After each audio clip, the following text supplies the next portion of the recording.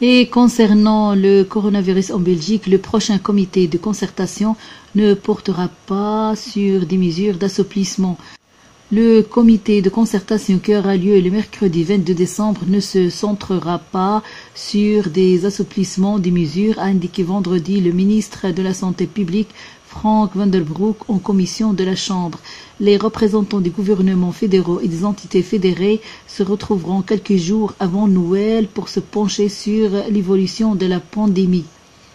Le ministre-président flamand Jan Jambo a déjà indiqué qu'il plaidera pour la levée des restrictions dans la culture événementielle et l'événementiel. Les fédérations Orica, Wallonne et flamandes ont déjà lancé un appel pour une ouverture tardive des établissements lors des fêtes de fin d'année, une demande soutenue par les libéraux. Mais ceux qui pensent que le prochain Codeco sera sous le signe des assouplissements se trompent d'agenda, a clarifié vendredi à la Chambre le ministre socialiste Frank van der Broek. Il sera surtout question d'évaluation et d'aborder l'émergence du variant Omicron du coronavirus. Le ministre de la Santé publique prévoit aussi un échange sur une stratégie de gestion au baromètre à plus long terme et attend un rapport du commissaire Corona, Pedro Facón, sur la manière d'augmenter encore le taux de vaccination. Pedro Facón a reçu cette tâche il y a un certain temps et il doit entre autres examiner si une obligation vaccinale est une option. Ce sera un agenda assez lourd, nous n'aurons pas beaucoup de temps pour discuter d'assouplissement, a ajouté Frank van der Broek. Le ministre rejoint les appels à davantage de prévisibilité des mesures, une question qui est régulièrement revenue sur le tapis de ces dernières semaines. Le vice-premier indique aussi que l'on va envisager une possible réduction de l'intervalle entre la vaccination de base et la dose booster.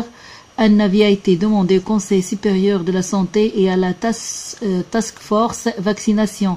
Le comité de concertation du 22 décembre ne porte pas sur les mesures d'assouplissement, c'est ce que déclare le ministre de la Santé Frank van der Broek en répondant aux questions sur la pandémie de coronavirus devant la commission parlementaire de la santé vendredi après-midi. Et concernant le coronavirus en Belgique, la Fédération de l'aide et des soins à domicile appelle le gouvernement à revoir sa position sur la vaccination obligatoire du personnel des soins de santé. La Fédération de l'aide et des soins à domicile appelle vendredi le gouvernement à revoir sa position sur la vaccination obligatoire du personnel des soins de santé. La Fédération réclame des réponses cohérentes à la situation au risque que les professionnels des domiciles doivent eux aussi bientôt choisir entre les patients. Toujours à l'état d'avant-projet, la loi sur la vaccination obligatoire pour les personnels soignants continue donc de créer la polémique dans le secteur de la santé. Si la vaccination obligatoire devient une nécessité absolue de santé publique, il est nécessaire qu'elle le soit pour tous, explique cette fédération. Nous ne pouvons que déplorer une stigmatisation, même involontaire, d'une partie de notre personnel qui se bat depuis près de 2 ans au quotidien pour assurer la continuité de l'aide et des soins auprès de nos bénéficiaires. Comme pour l'entièreté du secteur de la santé, la crainte des soignants à domicile est que cette loi provoque une augmentation accélérée du manque de personnel.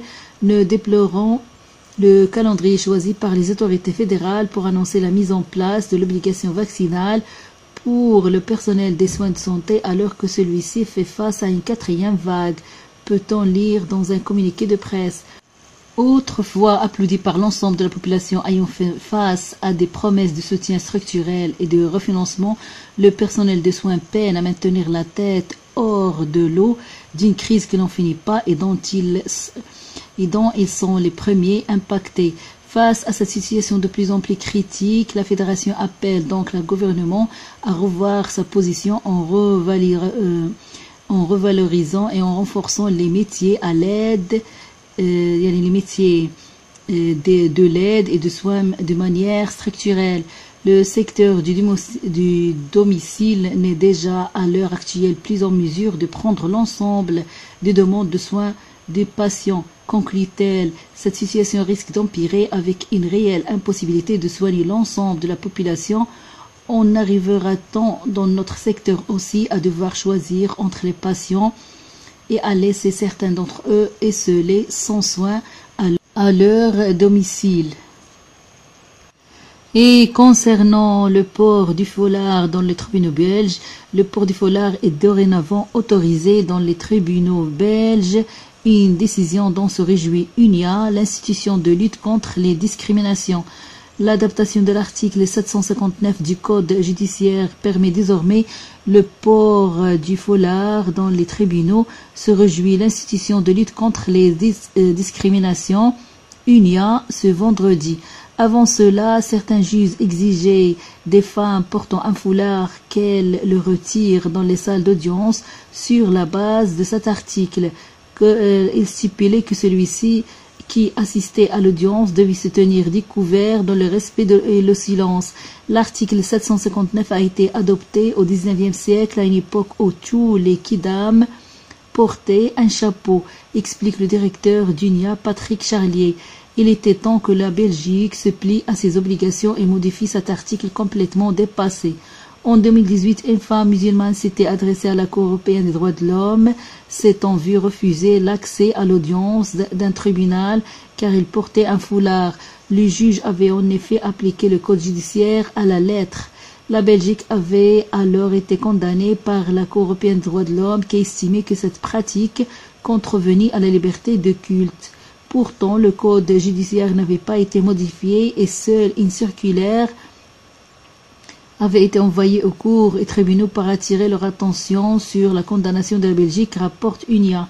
UNIA a continué à recevoir des signalements essentiellement de femmes musulmanes portant le foulard, explique Patrick Charlier.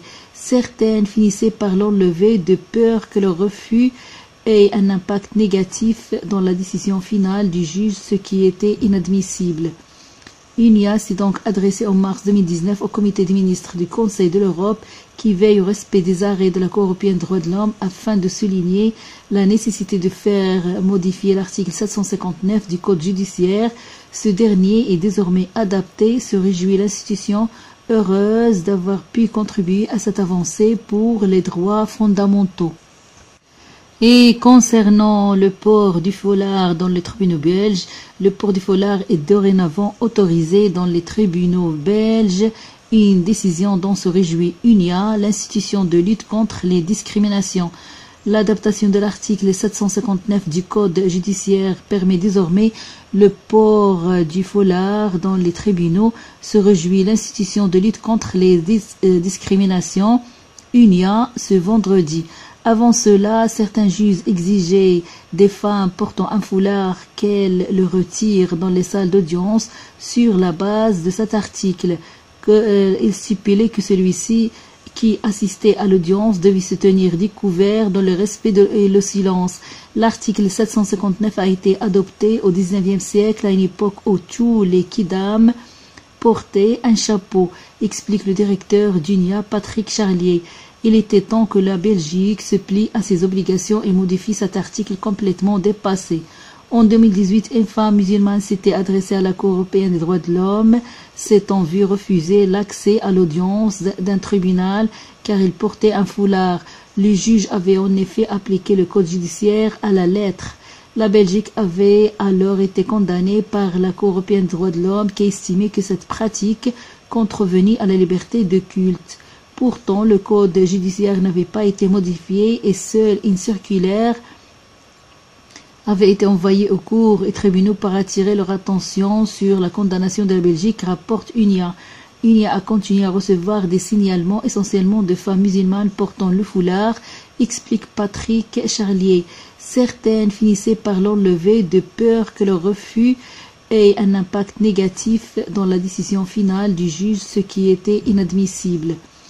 UNIA s'est donc adressée en mars 2019 au comité des ministres du Conseil de l'Europe qui veille au respect des arrêts de la Cour européenne des droits de l'homme afin de souligner la nécessité de faire modifier l'article 759 du Code judiciaire.